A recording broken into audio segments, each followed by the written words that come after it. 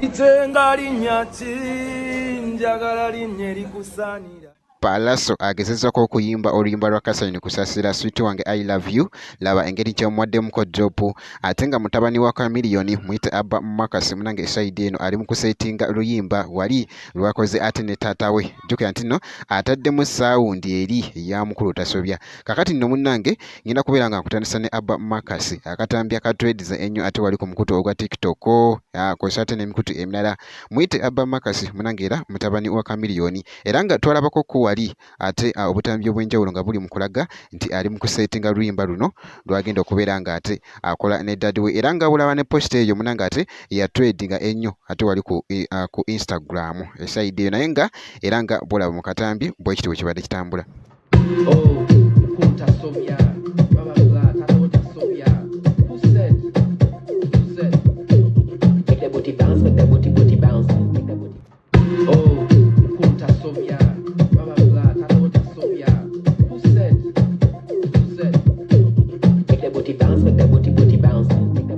Naye nga bwe kityo munange ate bwe kitambudde esayidi eyo byonna ebinaafaayo ate nja kuba mbikutuusako wano ku Jamina TV naye ng'era n'amawulire era ku sayidi yemu Dr. Jose Chameleone era nga akyali eyo munange ate mu USA nga akyafuna bujjanjabi esayidi eyo. Nja kuba nga mbikutuusako byonna ebinaafaayo ate wano ku Jamina TV making sure nti no subscribinga obeera nga tonnaba.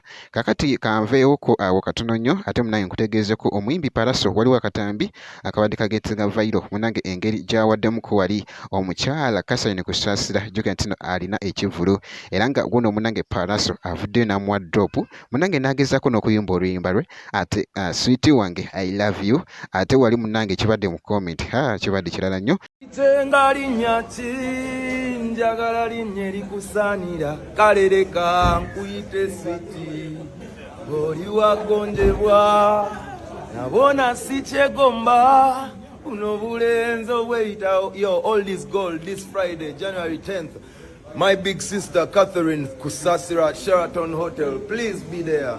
Let's be there for real music, real legends. All this gold. Baddest Catherine. See you there, see me there. Same way, one way, Catherine. Muganda wange gwe alaba Jamina TV naye nga akatambi ako nako kakutteyoko ate wali ku Facebook kosa ate n'emikutu emirala. Kakati nno bwe kityo munange ate bwe kitambudde making sure nti nno osubscribinga obeera nga tonnaba ngenda kubeera nga nkomawo ate maaso eyo next update ndala katono nnyo bwe kiti.